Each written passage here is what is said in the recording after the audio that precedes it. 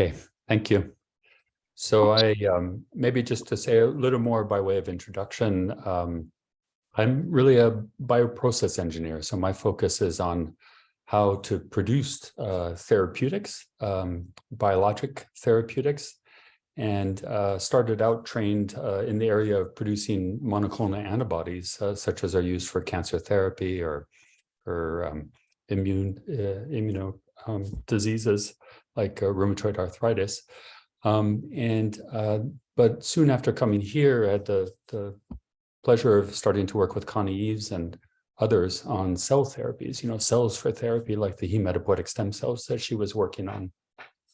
So today I'll be speaking to you about work that relates to what really a big team of people have put together, coming from a diversity of departments, from chemistry, surgery, all the way through several areas of engineering.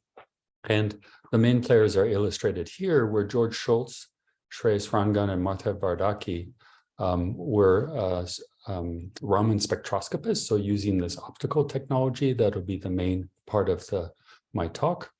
And then working with Professors Blades and Turner with that sort of orientation and specialization. But then also had the pleasure of working with Piret and Tim Kiefer, who are working on generating cells for therapy of diabetes. And so it's really by this combination of disciplines that we're able to approach these kinds of problems in the area of bioprocessing and biomanufacturing that I'm involved in.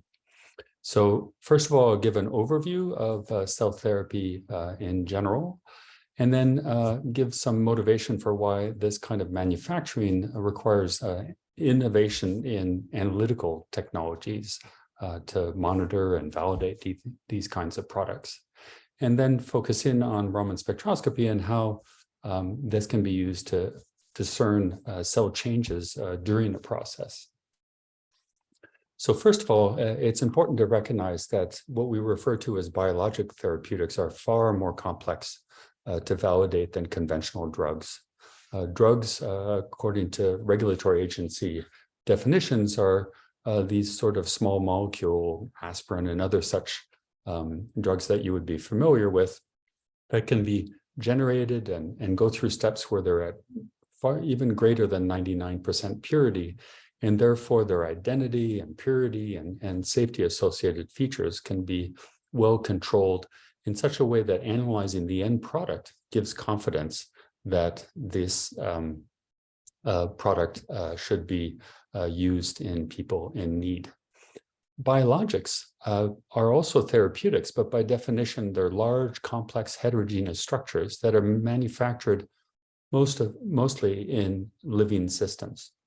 And so this, for the most part, involves proteins, all the way from insulin or cytokines that might be used in diabetes or cancer-related therapy, to antibodies, such as monoclonal antibodies that have been successful in treating types of cancers, as well as arthritis. And indeed, COVID-19, it was one of the lines of therapy for that. And so you can see, even going from cytokine proteins, about 10,000 molecular weight to 150,000 molecular weight, you have an enormous increase in complexity. Because of the glycosylation of the proteins, for instance, there's a very great diversity in the glycosylation of those proteins. So in fact, it's a collection of many, many different variations on the same antibody protein. And so because of that, these kinds of products not only are validated as their end product, the way drugs are, but to a far greater extent, the process needs to be shown to be validated as similar to what went through clinical trials and what has already been shown to generate a safe product. What's interesting recently is that there's been an increased use of manufactured cells for the purpose of cell therapy, as I'll describe. And so this has, in the early days, was to generate, for instance, skin tissues to help heal sores from diabetes, for instance, but then also blood cell transfusion, and increasingly now looking at treating other kinds of diseases. And so I've tried to make a schematic here to show that really there's a huge leap in complexity of these cells. Everything that you would be aware of in terms of how much more complex a cell is, but it's also 1,000 times larger just in its size from one side to the other. And also, far, far larger in its complexity. And then on top of that, often we would use something on the order of 100 million cells in a dose. And in some cases, even including genetically engineering of those cells. So clearly, from a manufacturing validation point of view, the challenge has been far greater. Many of my colleagues, actually, I wanted to say, working on antibody production in the biotechnology industry for many years told me, it's fine that you're doing research on these cell therapies, but that is something that will really be hard to achieve because it's already hard to achieve the validation of an antibody protein as being safe and efficacious. But for cells, the challenge will be far greater. And so my response to that was often to say, well, really cells are used for therapy, as many of you would well known, blood transfusions, millions per year, the sort of skin generation and use is already applied, organ transplantation, and even hematopoietic stem cells, such as in the case of its use as part of cancer therapy. And however, it's important to recognize that those are cases where the cells that are used are really minimally manipulated, and they're used for homologous uses. That means they're used for the same purpose that they had in the donor as they are used for the recipient. What's new in these cell therapy related areas is that there are emerging technologies where cells are taken, for instance, stem cells that are differentiated or expanded, 1,000-fold to generate artificial skin, something like apligraph would be an example. And there's also the ambition to generate blood cells and even organs in such a way that these cells are very much changed by the manufacturing process. And so that is what brings to bear the requirement for biologic manufacturing processes to be validated as part of the procedures to ensure that those products will be safe and efficacious. Most recently, and really the biggest success has been in genetically engineering T cells in order to use them, first approved in 2017 for immunotherapy. And so that's something that is an area that where I've started to do some work. It won't be what I talk about most of all today, but I thought to just introduce this to those of you that haven't seen it because it is the most renowned of the emerging cell therapies. In this case, it's CAR T cell therapy, chimeric antigen receptor therapy, T cell therapy. And in that case, as you can see in this schematic from Jacobson and Ritz, T cells are recovered from a patient who is going through a B cell lymphoma or leukemia. And they are patients that have exhausted the conventional means of treatment in such a way that their disease is relapsed and recurring, and really are in a position to go into palliative care. And what was found and approved in 2017 is that T cells could be recovered from these patients. They could be activated. They could be transduced in order to generate a chimeric antigen receptor on their surface in such a way that they would bind and be targeted at B cells. Those cells could be expanded 10 to 100-fold or even more in some cases, and then reinfused into the original donor, into that patient, in such a way that their immune response to the cancer would be very much boosted. And indeed, in the earliest trials, for instance, they had on the order of 80% going into remission. And in many cases, or on average for the Novartis trial, for instance, the cancer cells were basically no longer detected within 3 weeks. So for most cancer therapies, that's just an astonishing outcome, and indeed is one that was very positive, although there are some negative consequences. For instance, cytokine storm that arises quite often for these patients is something that can be life-threatening, but fortunately, the doctors rapidly learned how to treat that, so that it really is just a case of hospitalizing the patients, and in some cases going into acute care. Also, because the B cells in general are eliminated from the patient, there's a need for immunoglobulin transfusions to maintain their health over time. But that has been successful. Up to 10 years cancer-free is basically where we are now.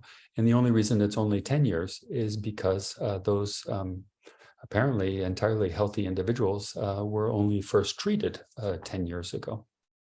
On top of that, there's the potential to treat far more cancers than just B-cell malignancies. And so this has become an area of very intensive research. So how do we maintain and ensure the manufacturing of these cells is something that depends on the process analytical technologies that we have to assess how these manufacturing processes are proceeding.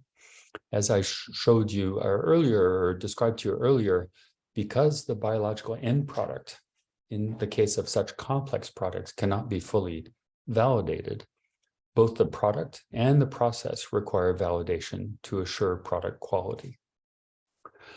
And usually the sampling is done on a quite infrequent basis. For CAR T-cell therapy, for instance, for an 11-day production process, the cells might only be sampled at day 5 and day 8. That's the case for the current BC-produced CAR T-cell therapies. These limited number of samples means that we have a limited ability to monitor how the process is unfolding. And then on top of that, the sort of flow cytometry that is done is often basically analyzing just a phenotypic change in the cells, and that can lag long after a cell functional decrease. So that's illustrated on the right, actually, from some embryonic stem cell research that we did years ago, but nicely illustrates how these markers of embryonic stem cells, SSEA1 and OCT4 here in this mirroring case, shows how phenotypic assays can often take something on the order of 5 days to reveal a change in the quality of the cells.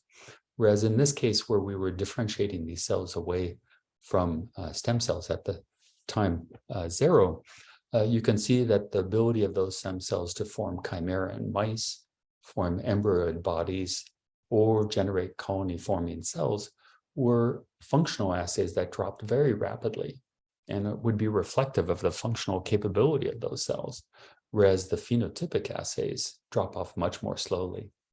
And so there's really a need to improve on this kind of situation where we have to develop, or there's a lot of incentives to develop process analytical technologies that could validate the product identity, purity, safety, and potency, and really demonstrate that the production process is reproducible. And so here is just a comparison of the conventional bioassays that are used, things such as ELISA assays or flow cytometry or PCR analysis. And those are dependent, as is written here, on taking samples. And you should remember that I mentioned that very few samples are normally taken. There's a fear of contaminating these cells that would put the patients at risk. And so there's a very great interest now in developing spectroscopic analyses that would be non-invasive, could analyze just through the absorbance of light or infrared or Raman analysis using just a probe in such a way that there's no need to sample the cells. And this kind of technology ideally would provide increasing information by maybe doing an analysis every hour rather than every several days. it would provide orthogonal confirmation, so an independent way of showing that the process is performing as expected. And as a process engineer, we would always be interested to be able to do adaptive process control. Depending on how the cells of a particular patient perform, may influence, when we feed fresh medium or when we harvest the product. And so all of those kinds of abilities to do process control could enhance the overall capability of these therapies to be effective. And so essentially what we have here is a technology that I refer to as Raman spectroscopy. So I'm going to tell you about that and describe it in the next few slides. But first of all, would say that Raman spectroscopy is already approved and in use for biologics manufacturing for the production of monoclonal antibodies. And so that is an important feature of Raman spectroscopy, since it's already cleared regulatory hurdles as something that can non-invasively analyze a cell culture process. The way it's been used so far is focused on measuring and inferring the levels of, for instance, glucose or lactate, so predominant components of the culture medium, where the lines refer to the Raman spectroscopy result, whereas the points are taken from samples. Also, the cell concentration can be estimated to a considerable extent. The work I'll present today is more on looking at the quality of the cells in ways that you will see. So first of all, advantages of this kind of optical technique are that they're label-free, non-destructive. It's actually a chemical composition analysis that we determine from this. And thereby, for these highly complex and variable products, it's something that could be used to essentially standardize the clinical processes or manufactured processes. And it's, as I've said, non-invasive, and even under the microscopic system that we use, can provide for subcellular sample microscopy. You can actually measure the distribution of components inside of a cell.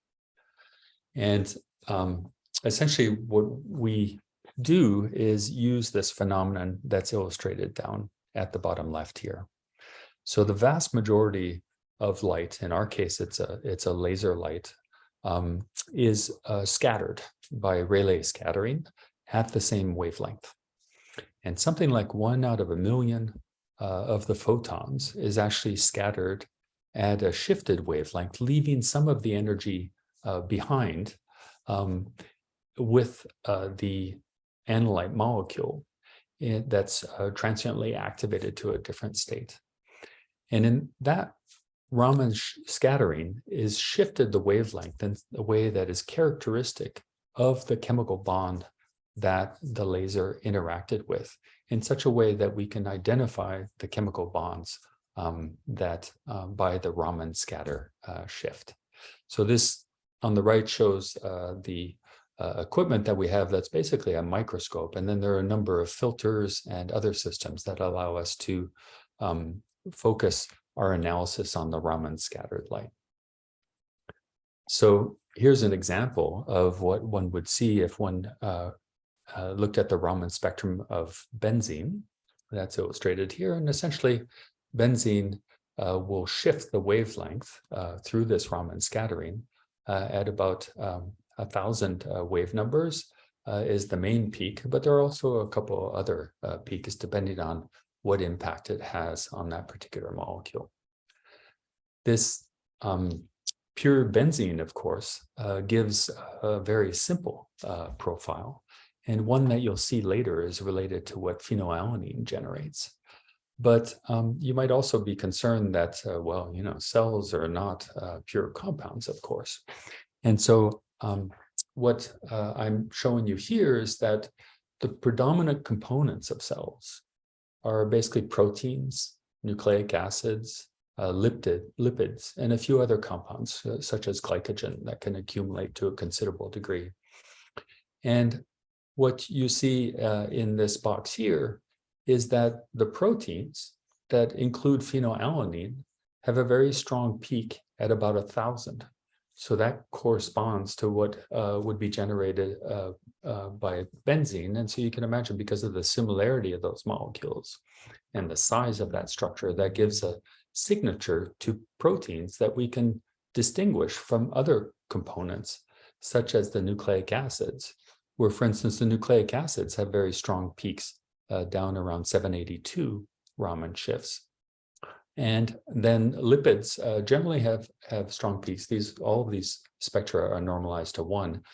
And although lipids are more heterogeneous sort of in their chemical composition in such a way that they have more varied peaks, but they still have ones that can distinguish them quite readily. And so this is something that we can use in order to follow, for instance, after differentiation, for instance, of embryonic stem cells, like I showed before, as those stem cells are being differentiated to more mature cells, they go from a cell that's mostly nucleus to a cell that has much more cytoplasm.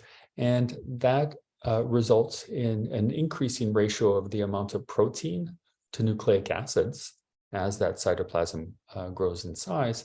And for instance, here are 2 proximal peaks whose ratio we can see goes up by something on the order of 3-fold. And so overall, this kind of technology can be used in order to track, for instance, differentiation of stem cells to a desired product. And by a knowledge of a collection of these markers, we can essentially follow that a process is operating, within a permissible range, or one that has been observed before. And we can also detect when there are undesirable process deviations through the analysis of these kinds of samples. The prospect in the longer term, something that we haven't achieved yet, but through a probe-based sensor, it'd be possible to analyze these kinds of detect these kinds of process deviations even without taking samples. So here's an example of the utility of this system and of what can be determined through the analysis using Raman spectroscopy. What we have here are CHO cells, they're Chinese hamster ovary cells that are used for antibody manufacturing.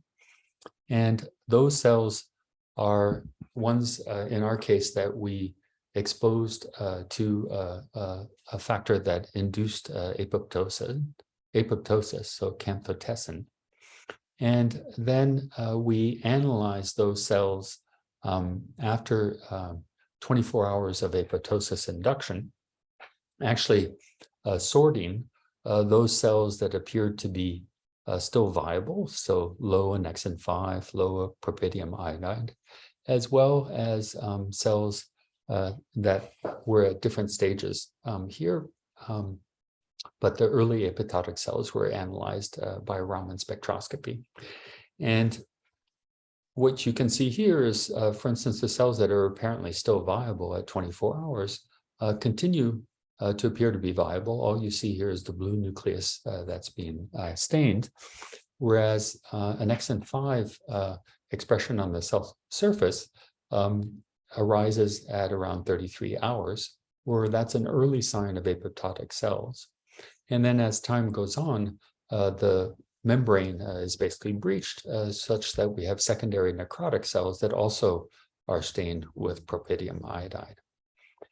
And so these cells were analyzed at this point, both sorted cells that were apparently still viable, as well as cells that at that point were already showing the annexin 5 on their surface. And what was interesting was to compare, viable cells that had not been induced to apoptosis to apparently viable cells where apoptosis had been induced, as well as the early apoptotic cells that were showing annexin 5 positive flow cytometry. And what you can see here is that those cells that apparently were still viable, we could detect as very different from the viable cells and much more similar to the early apoptotic cells, where in fact these nucleic acid peaks correspond to the apoptotic degradation of nucleic acids, and indeed the RNA goes down even to a greater extent, in such a way that this illustrates how Raman spectroscopy can detect the early stages of apoptosis even before annexin 5 positive cells, even before they are annexin 5 positive cells. So from a bioprocessing point of view, to know when your cells are encountering conditions that are inducing them to start apoptosis would be a very valuable ability to have online. It'd be an indication, for instance, that, maybe we should do a medium feed at this stage. These cells are growing faster than the last ones, for instance. We also have the advantage when we can identify a particular kind of cell composition change here, that we can do biochemical analyses of these cells. And in that way, for instance, here found that there was little change in these two populations of apoptotic and apparently viable cells. But we did see a decrease in the DNA content, although not one that was statistically significant, and a statistically significant change in the RNA content of these cells. And so from a regulatory point of view, the sort of ground truth of what we are inferring from the Raman spectroscopy could be demonstrated by these biochemical analyses. So now I will turn to focus on the area related to diabetes, where basically diabetes, type 1 diabetes is one where the loss of islet cells causes the disease that comes from the inability to properly control blood glucose levels. And James Shapiro and others in Edmonton developed a protocol that allowed them to show that they, and this is implemented, can recover islets from pancreas of cadaveric donors. Those islets can be infused into the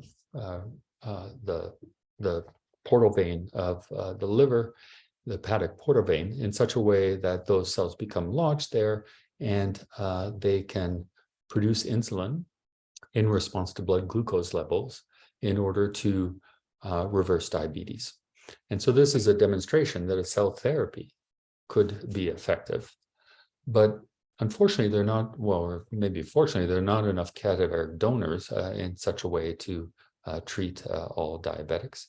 And so technologies have been developed to derive from embryonic stem cells, at least maturing beta cells, in such a way that when they are placed in mice, for instance, they can reverse diabetes as well. And so this is where the work of Piret and Tim Kiefer has contributed to our work. And Tim has really been a global leader in developing this process that allows them to take embryonic stem cells and differentiate them in this way. That was done remarkably rapidly after the first identification or discovery of embryonic stem cells around the turn of the century. And that was done most of all rapidly because there was so much knowledge of the stages of development that what they did was they mimicked development by going step by step through definitive endoderm, primitive gut tube, and so forth. And so that really provided a path in order to achieve this. So this was a very interesting system for us to work on as well, because there would be a need for large-scale manufacturing of beta cells, potentially for millions of diabetics. So we analyze cells in this kind of system of culture differentiation. And as you can see here, from a succession of cells from the original embryonic stem cell stage through stages 4, 5, 6, and 7, you can see a change in these Raman spectra over those differentiation stages. And so I've just written in here a connection to, for instance, the stage 0 embryonic stem cells. You can see there's relatively small changes in the early points of differentiation, early stages of differentiation. And then those increase as one goes to stage 5, stage 6, and then at stage 7, there's actually a decrease in these sort of lipid and protein associated peaks. And that's actually related to what I showed before, where you take an embryonic you take a stem cell of any type and differentiate it, it'll grow, add an increasing size cytoplasm in such a way that we see increases in other components of the cells. So also I should note, all these spectra are normalized to the nucleic acid level in such a way that our Raman spectroscopy is not influenced by how much cells happen to be in the field of microscopic view. And so this kind of profile also can be, so there I talk about specific peaks, but also one can take all of the data here and do a principal component analysis to see where these, in general, how these spectra compare. And so here, again, you can see from the embryonic stem cells that would have been stage 0 to stage 4, we have a relatively small shift in the greatest principal component. But then stage 5, stage 6, stage 7, you can see there's an evolution that is quite consistent in this case for two protocols that were done almost identically in this case. Also, if there's a process deviation, we had here a case where one of the protocols, in this case, the run number 5, already at stage 6, you can see that there was a distinction apparent between those two, or that protocol results compared to the others. And by stage 6 and other means, it was very clear that that was a failed run. And so that could have been cut off at an earlier stage, and one would be able to investigate, what was occurring at that point that might have caused that. And then also you can imagine these light blue points would be an indication of a process where at the very least, perhaps more samples should be taken and other measures applied to understand better why that process might be to a lesser extent, but still different. And you can actually see that, at least according to the Raman spectroscopy, it seemed like that culture ended up performing in a similar way, although of course you need a lot of other analyses to ensure that. So then finally, there's really a special feature of these cells produced for diabetes that Art van Apeldoorn's group over in Holland had published before we applied this work. And what they realized is that insulin actually has a very high disulfide bond content. There are 3 disulfide bonds in this protein that's about 6,000 molecular weight. Now, most cells or intracellular proteins are generally not disulfide bonded, but those that are secreted or on the cell surface are. And insulin accumulates inside of these beta cells as we mature them in culture. And so this became essentially something that might be able to discern insulin accumulation. And glucagon is actually something produced by alpha cells. That's a main byproduct in these cultures. Alpha cells are another component in islet cells that have a sort of moderating effect on what insulin does. And so it's a strong tryptophan peak here could also be useful. And indeed, that's exactly what we saw. So at the disulfide bond peaks here, you can see an accumulation apparently of disulfide bonds and thereby apparently of insulin. And likewise, we could detect the accumulation of glucagon in this case too, if as inferred from the tryptophan.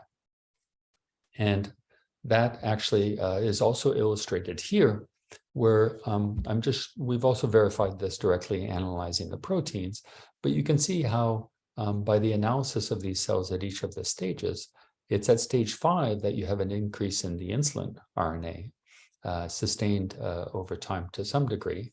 And whereas in terms of the accumulation of the insulin, the Raman disulfide peak may only begin to increase at this stage 5, but then the accumulation is tracked by the disulfide peak in such a way that this RNA analysis shows at a particular moment when the sample was taken what might be the rate of insulin production.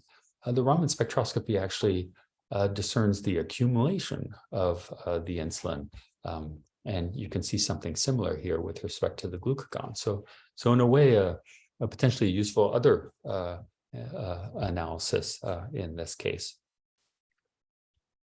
And so really overall, this kind of process analytical technology can be tailored for cell therapy manufacturing. It's really can complement this huge potential, even of curing major diseases like diabetes and cancers in ways that go far beyond what we've been able to do so far with protein or smaller molecule drugs. That makes this a really interesting emerging field of cell manufacturing. As I've shown you, that we have extremely complex biological products. And so there's a lot of incentive to develop non-invasive optical analytical technologies to address this need. And so I've shown you here how cell changes that can be detected by Raman spectroscopy include stem cell differentiation, cell death by apoptosis at very early stages, differentiation process deviations, as well as even insulin levels, which is in some sense the drug product. I mean, it's an indication of the potency of the cells being produced. Often one of the hardest things to validate, even in sampled analysis. And then also through the analysis of glucagon, we have an indication of a byproduct cell, so a cell that's not desired in general. And so from a process control point of view, this assurance of or maximizing of the potency and minimizing the byproduct cells are the kinds of things that we might be able to implement if we go on to develop an online system that could address this. And the kind of work that I'm showing you today is really something that motivates that kind of online analysis to enable control of feed and harvest time and so forth.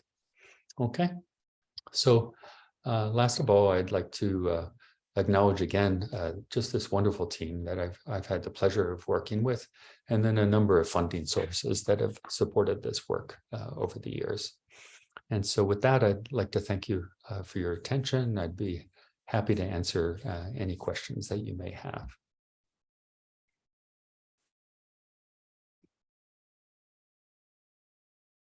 Hello, everyone.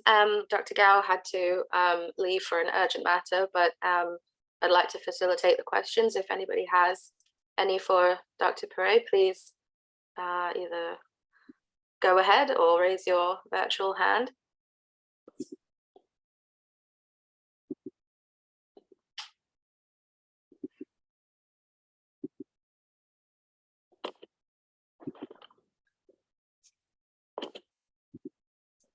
Yes, Helen. Thank you, Jamie. I imagine that